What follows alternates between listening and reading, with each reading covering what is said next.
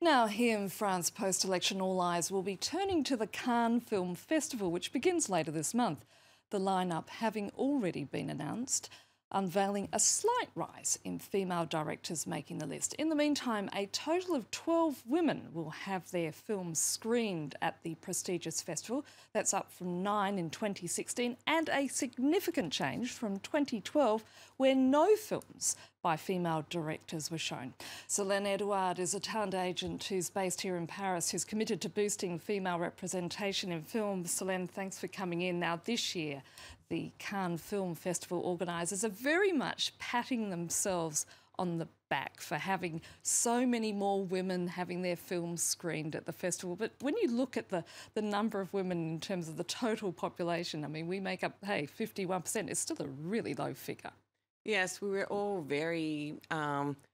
looking forward to seeing the selection made by Pedro Almodovar and all his team. And it was a big surprise to see only 3 women directed film in the official selection, because this is what we will all be looking at. And yes, it's an improvement, as you said, but this is still very low. Now, the festival itself has faced embarrassment in 2015 after several women were turned away for, goodness me, the audacity of wearing low heels or flat heels as opposed to stilettos. And then the poster for this year's festival has also been criticised for sort of heavily photoshopping the image of Italian actress Claudia Cardinale. This seems to be an event not that well known for promoting equality. No, definitely. And this is also why it's very interesting to look at how you can increase the number of film made by women in the Cannes Film Festival, because women don't make the same movies as men do. So it seems that, yes, if you have films that are made by men, you continue to carry some stereotypes about women being sexy, wearing high heels, and not necessarily being the one directing action movies.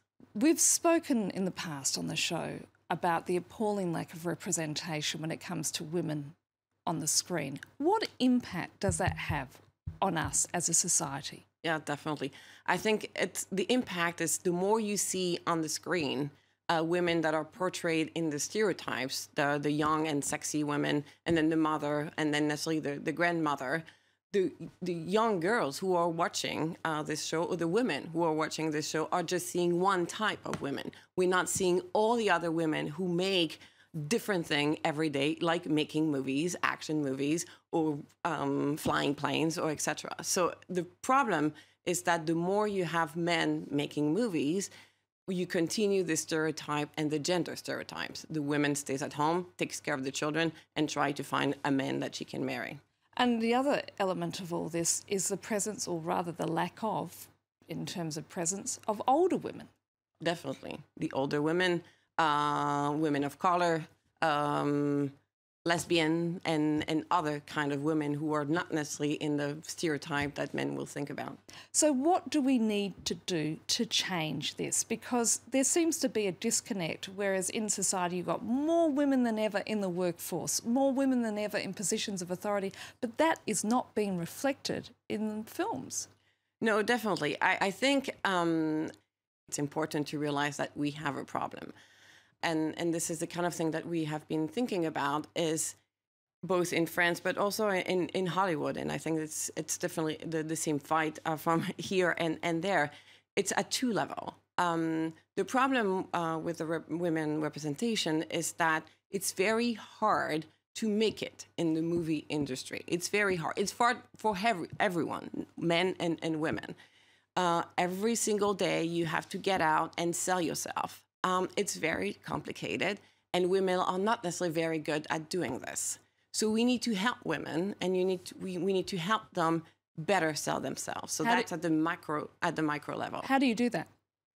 Well, really telling them that, yes, they have a right to be here. They have a right to go see a producer and say, yes, I have a great movie, is building the confidence of women. And I think this is our role as talent agent, to be doing this. And you represent actors, directors, producers, and you've spoken in the past about the problems you've had with your women clients in getting them to sell themselves. Yeah, it's very difficult.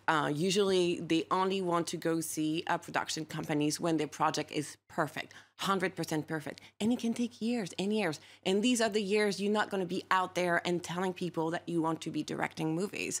So I think this is really hard in telling them, okay, you know, this is good enough. This is good enough to go see. You have the right to go see a production company with a movie that's not 100% written, and maybe the end needs some work, and that's okay. Because you know what? This is what men do. Solene Edouard, we're going to have to leave it there. Thank you so much. Thank you so much.